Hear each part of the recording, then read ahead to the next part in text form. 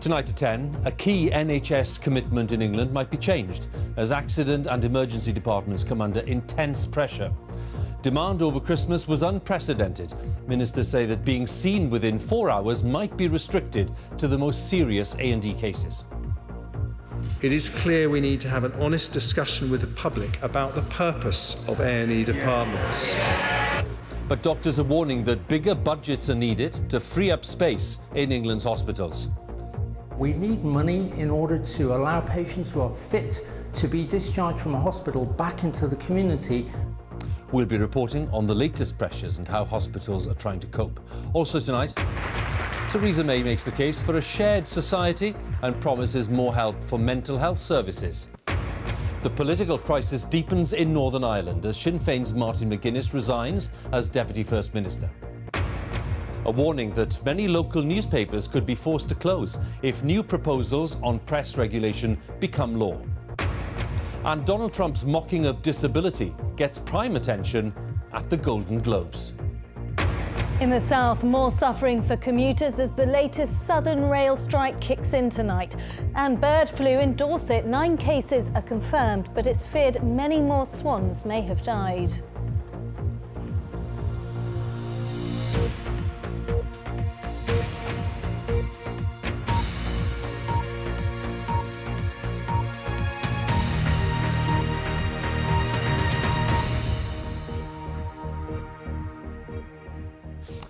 Good evening. An honest discussion is needed about the way people use accident and emergency departments in England's hospitals. That is the message from Jeremy Hunt, the Health Secretary, as hospitals report unprecedented demand during the winter months.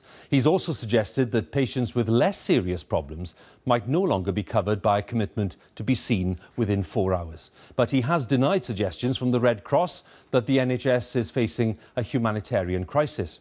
Our health editor, Hugh Pym, has the latest. Whatever the intense pressure on the NHS, there's a commitment for hospitals to assess or treat almost all patients within 4 hours of arriving at A&E. But now, at a time when the service in England is creaking under the strain, that's been thrown into doubt. Secretary Jeremy Hunt. The Health Secretary Jeremy Hunt surprised MPs by claiming that people going to A&E without good reason were undermining the target. It is clear we need to have an honest discussion with the public about the purpose of A&E departments. There is nowhere outside the UK that commits to all patients that we will sort out any health need within 4 hours.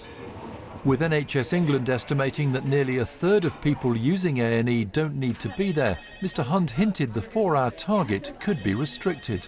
If we are going to protect our 4-hour standard, we need to be clear it is a promise to sort out all urgent health problems within 4 hours, but not all health problems, however minor.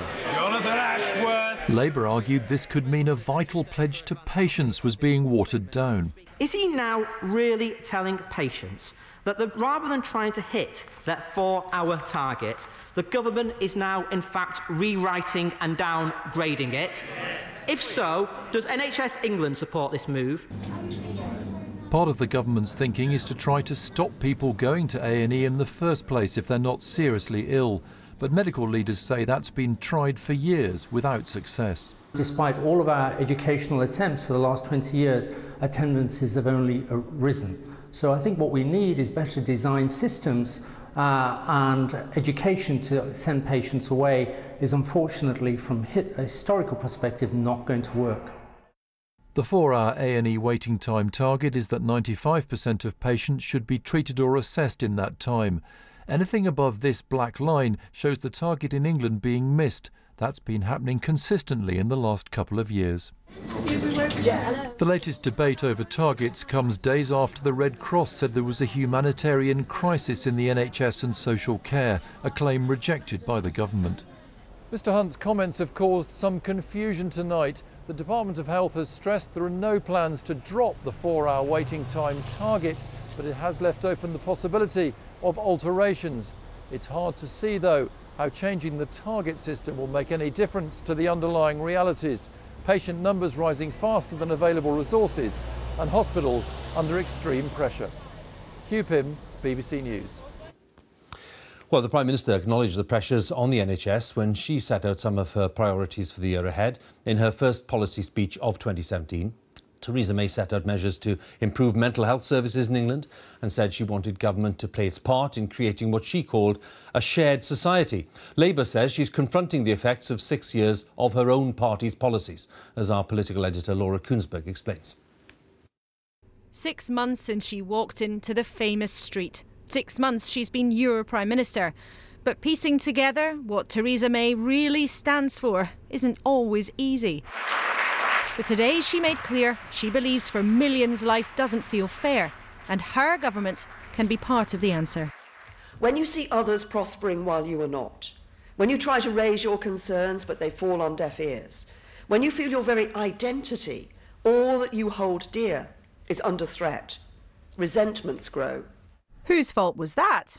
Her predecessors. For we know what happens when mainstream centre-ground politics fails.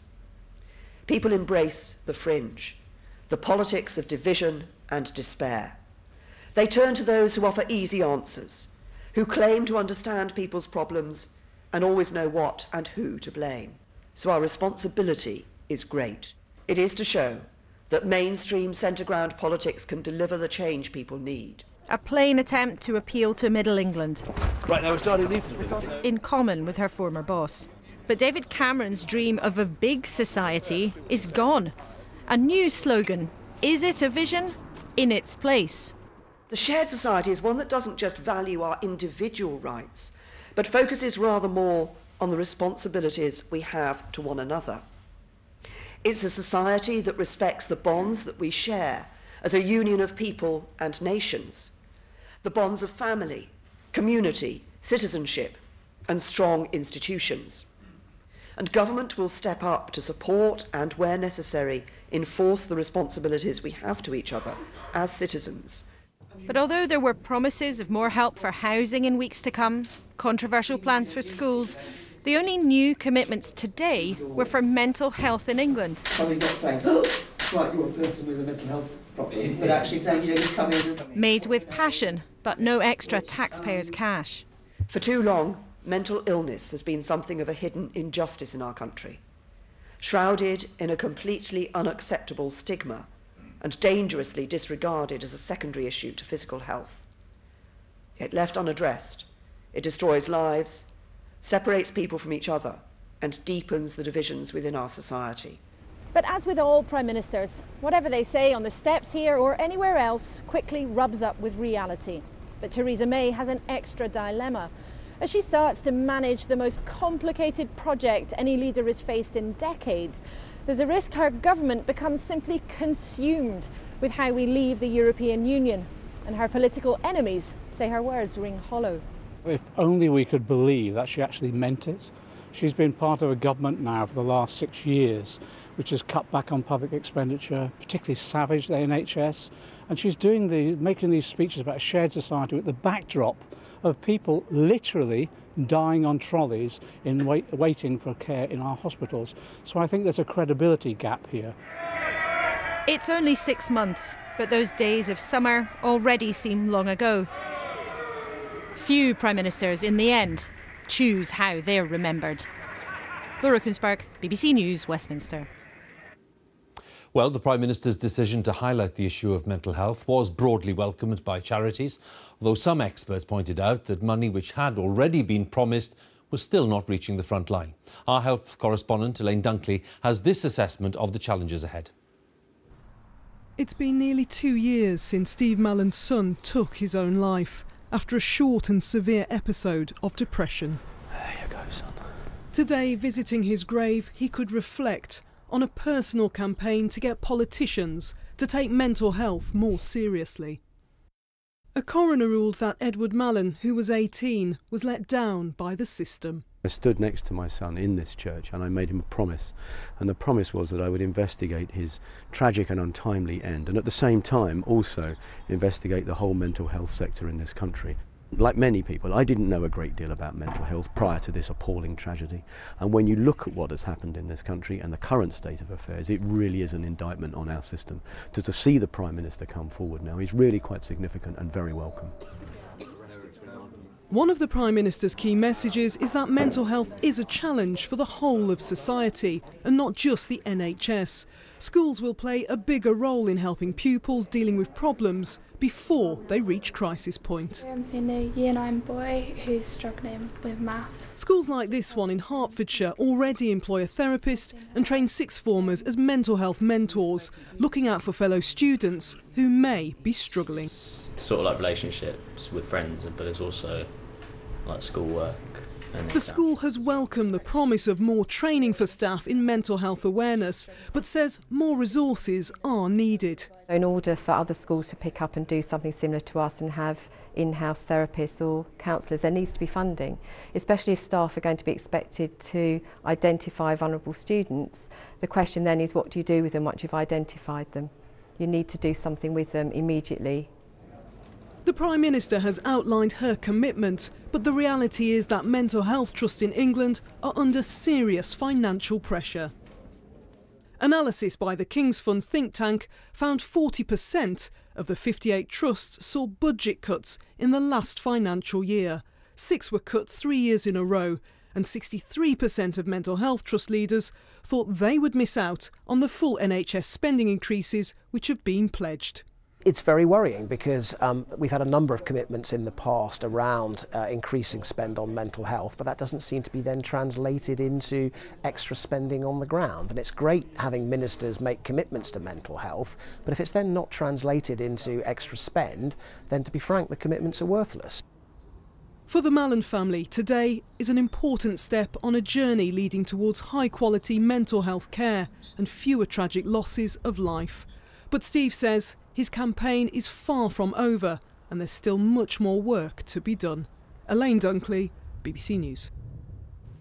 With me is our political editor, Laura Kuenssberg. What does today's speech by the Prime Minister tell us about her ambitions for the year ahead? Well, Hugh, there's a new mantra, this phrase, the shared society. But in truth, there was no dramatic departure from the Prime Minister today. There were no dramatic measures in her plans for mental health. It was, though, the beginning of what her team describe as a lot of activity in the coming weeks and a very deliberate effort to show that Number 10 under her charge will not, they hope, be completely consumed by trying to get us out of the European Union. She is determined to try to do things, to intervene in the country, to try to make society fairer for everybody. But, you know, as that rather unflashy speech progressed, a drama in the NHS in England appeared to be unfolding, with the Health Secretary speaking as he did in the House of Commons. And, you know, the Tories, remember, struggled for years, all the time through David Cameron's leadership for those years and while he was in charge, to detoxify their reputation when it comes to the National Health Service. There is a significant strain on the Health Service now. Nobody can argue with that. Jeremy Hunt admitted that himself today. With that comes a significant political risk. And this idea of the shared society might not get that far if what so many people are experiencing and sharing as their experiences in the NHS are increasingly dire as the months go on. Laura, again, thanks very much. Laura Kuenssberg there for us. Well, the political crisis in Northern Ireland has deepened today with the resignation of Sinn Féin's Martin McGuinness as Deputy First Minister, raising the prospect of new Assembly elections just 7 months after the last ones. The crisis was prompted mainly by the mishandling of a controversial energy scheme which could cost hundreds of millions of pounds of public money. Sinn Féin has blamed the First Minister, the DUP's Arlene Foster, for these problems, and they wanted her to step aside while an investigation took place. Our correspondent Nicholas Witchell reports now from Belfast. It was the most improbable of alliances. The party which was the political face of the provisional IRA sitting down and working with the party of hardline unionism, then led by the Reverend Ian Paisley. Yet for 10 years, the power-sharing government at Stormont has brought peace and stability to Northern Ireland. Now it is on the brink of collapse, and ostensibly it's all over a heating scheme. Martin McGuinness, the IRA man who turned to politics and became Deputy First Minister, is in very poor health. He's had enough of what he calls the arrogance of the Democratic Unionists. I have tendered my resignation, effective from 5 o'clock today. So I believe today is the right time to call a halt to the DUP's arrogance. So what is it that threatens to wreck a decade of political progress? It's something called the Renewable Heat Incentive Scheme. Suffice it to say that it's likely to cost the Northern Ireland taxpayer £500 million more than expected. The minister who set up the scheme was Arlene Foster. She's now the DUP leader and First Minister of Northern Ireland. Tonight, via social media, she responded to Mr McGuinness's departure. I am, of course, disappointed that Martin McGuinness has chosen to take the position he has today. His actions have meant that at precisely the time when we need our government to be active, we will have no government. Well, one of our intelligence units on the water side. Martin McGuinness's resignation quite possibly brings to an end the career of a man who was once a committed and active Republican paramilitary. In the 1970s, he was second in command of the IRA in Derry. Can you say whether the bombing is likely to stop in the near future in response to any public demand? Well, we will always take into consideration the feelings of the people of Derry, and these feelings will be passed on to our GHQ in Dublin, you know. But the man who helped to lead the IRA to violence ultimately helped to bring Northern Ireland to peace. He recognised that there could never be a so-called military victory in Northern Ireland, and something that had seemed inconceivable became a reality. Republicans and Unionists found that they could work together. Martin McGuinness and Ian Paisley got on so well they were nicknamed the Chuckle Brothers. But in recent times, the atmosphere has soured. There have been disagreements on a number of issues. Now the way forward is uncertain. Under the power-sharing system, the First and Deputy First Ministers have to work together. If one resigns, the other cannot continue. In effect, the political institutions have collapsed. For year after year, many people here in Northern Ireland and elsewhere have marvelled at what political leaders here have achieved in the past decade. Those achievements are in jeopardy now, and it's not, as might have been expected, over a constitutional issue or a security crisis. It's over a heating scheme. Political leaders here have overcome so many problems, but if they cannot find a solution to this in the next 7 days, there will have to be elections to a new Northern Ireland Assembly. Nicholas Witchell, BBC News, Belfast. Let's go live to Stormont tonight, talk to Mark Devonport, our Northern Ireland political editor. How do you see this, Mark? How serious a threat to political stability is this sequence of events? It's undoubtedly the most serious threat to the Stormont Assembly here behind me in the last decade, since the government was able to piece together a restoration of devolution under the dominant parties of the DUP and Sinn Féin. Over this green energy scandal, they've really very quickly run out of road. And whilst the government wants to try to avoid a fresh election, it seems tonight that there'll be no way they can do that. Once they have the election, if things go as seems likely here in Northern Ireland, the two main players will be facing each other once again across a table. But it's hard to know how they'll be able to piece things together. They not only have this deep rift over this particular heating scandal, but a whole host of other issues on which Sinn Féin believes they've been treated as second-class citizens by their partners in government. So tonight we are in really difficult terrain here at Stormont. Mark, thanks very much for bringing us up to date. Mark Devonport for us there at Stormont. Let's have a brief look now then at some of the day's other news stories. Millions of commuters in London have been struggling to get to and from work because of a strike forcing the closure of large parts of the underground system. Members of two unions have been staging a 24-hour walkout in protest at job cuts and the closure of ticket offices. The pound sterling has fallen to its lowest level for more than 2 months. The pound dropped by 1% against both the euro and the US dollar. Many analysts linked it to Theresa May's apparent suggestion yesterday that the UK would withdraw from the single market when it left the European Union. Scotland's First Minister Nicola Sturgeon has made clear that a second referendum on independence will not be held this year. The Scottish Government has drafted legislation for a referendum after Ms Sturgeon said that the UK voting to leave the EU made another ballot highly likely. President Obama will deliver his farewell address in the city of Chicago tomorrow. That is the city where he claimed victory 8 years ago in the historic election which put the first African-American in the White House. But as his second term comes to a close, what will his legacy be? In the first of two reports looking back at his time in office, our North America editor John Sopel looks at the domestic issues which have defined the Obama presidency. It wasn't just the hope when Barack Obama came to office. It was the wild expectation too, that the country's problems would be solved at a stroke, that the first African-American president would usher in a post-racial era. No more black America or white America, just the United States of America. But the lingering vestiges of that dream disappeared in the summer of 2014 in clouds of tear gas in a nondescript suburb of St. Louis, Missouri called Ferguson. An unarmed black man had been shot by a white police officer. It was a pattern that would become all too familiar. In Charleston, South Carolina, Walter Scott had been pulled over for a minor motoring offence. Footage captures the white police officer who stopped him, shooting him in the back several times before he dies. The policeman claimed self-defence.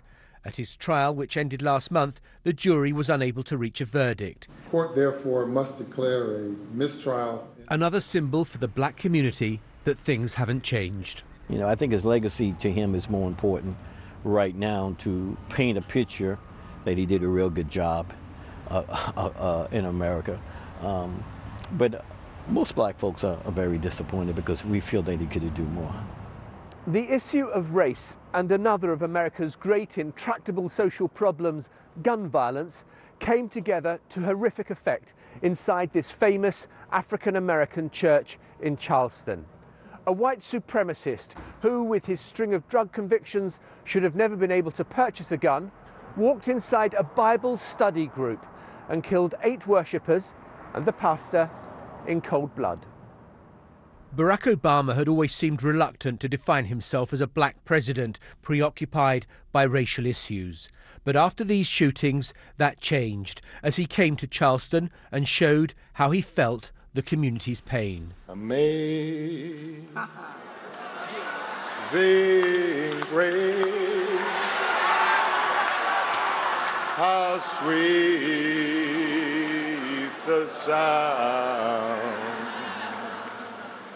that saved.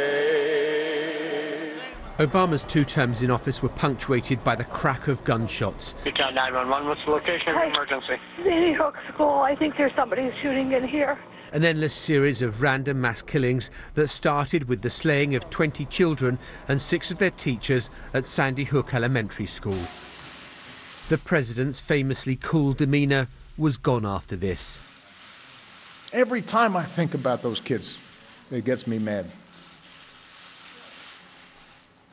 And by the way, it happens on the streets of Chicago every day. I refuse to act as if this is the new normal. And this is not something I can do by myself. Such violence, such evil is senseless. Again and again, he wanted tougher legislation on gun control.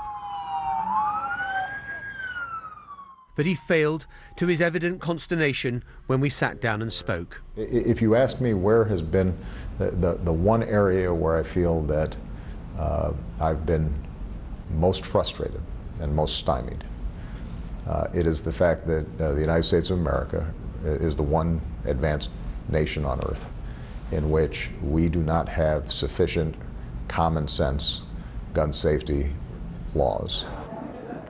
But there have been some legislative successes. Millions more Americans now have health insurance than was previously the case, although Obamacare has created many losers too. And the economy, which was flat on its back 8 years ago, is starting to boom. And people are spending their money again. We have not just come back stronger from the Great Recession, we have actually built an economy that's the envy of the world. And that is an important part of President Obama's legacy. Hello, everybody. Happy New Year. But it proved to be a voterless recovery where it mattered. There'll be no Democrats succeeding him in the White House. And so one of his final acts was to make a last journey to Capitol Hill to urge his party's lawmakers to fight off Republican attempts to dismantle Obamacare and the rest of his domestic legacy. Look out for the American people. John Sopel, BBC News, Washington. Hundreds of local newspapers could be forced to close if new proposals on press regulation become law. That's been the warning from editors during a public consultation on how newspapers should be regulated. The consultation ends tomorrow. Change is essential, according to victims of press intrusion, but newspaper editors say the freedom of the press is at stake. Our media editor, Amal Rajan, has the story. Britain has had robust and raucous newspapers free from state control for more than 300 years. But now the majority of the industry believes that a form of government interference is set to return. Ian Murray is the editor-in-chief of the Southern Daily Echo and other titles on the south coast of England. We've got files that go back to 1776, the time of the American War of Independence. That's how long we've... Like many editors, he fears centuries of press freedom are now at risk. And this is a principle, the principle of free speech. A free press, which has existed for 300 years. This paper was founded as a weekly paper in 1823, and those founders would be absolutely horrified to think that we were now being bullied by the state to giving up the freedom that they basically founded. Their concern is over new proposals for press regulation. At the heart of it is Section 40 of the Crime and Courts Act 2013. This says newspapers would have to pay legal costs of anybody who sues them, unless the newspaper joins an approved regulator. But editors fear that any such body would ultimately be controlled by government. It's getting harder for newspapers to keep the presses rolling. But while the battle for press freedom is often cast as a fight between big newspaper tycoons and victims of newspaper mischief, there are hundreds of publications who see this legislation as a threat to their very existence. One publication that knows all about legal action is the satirical magazine Private Eye. Its editor believes Section 40 would be fatal for investigative journalism.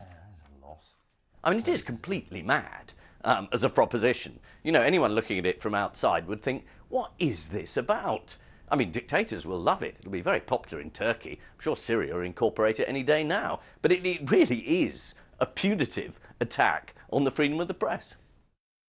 This proposal came out of the Leveson inquiry 5 years ago. Madeleine McCann's family gave evidence. So did the parents of murdered schoolgirl Millie Dowler. And the businessman Max Mosley, whose private life was exposed on tabloid front pages. Mr. Mosley's family trust is now funding the approved press regulator.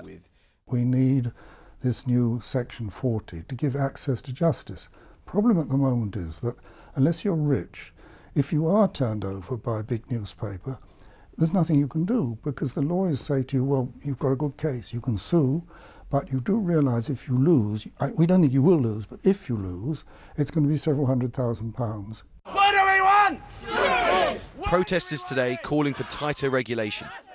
But the newspapers are digging in for a bitter fight, and Leveson's recommendations, which aim to bring back trust, are still causing division nearly 5 years on.